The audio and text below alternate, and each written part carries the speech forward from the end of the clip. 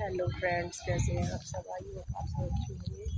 तो सुबह के बज गए हैं 9:30 और मैं जा रही हूँ हॉस्पिटल। देखिए सारे कार्ड बने हुए हैं। ये रक्त केंद्र है, ब्लड बैंक जिसे कहते हैं, ब्लड बैंक है ये।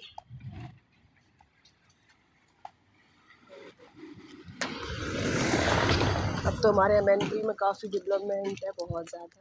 कितनी साफ़ सफाई चल रही है, बहुत ज़्यादा।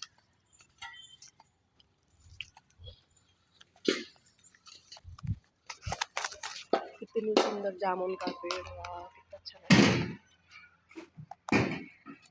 ये किचन है, जिसको भूख लग रही हो वो खाना खा ले जाके। ये किचन है यहाँ पे।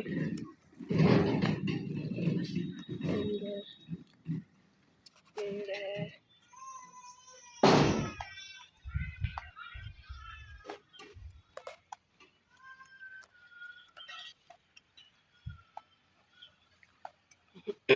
मैं आपको बता दूं, आप सब लोगों को, मेरी यूट्यूब फैमिली, मुझे सर्दी हो जाती थी बहुत ज़्यादा और मुझे छींकें आती थी बहुत ज़्यादा। तो मेरा ट्रीटमेंट अब यहीं से चल रहा है, तो मुझे काफ़ी आराम है।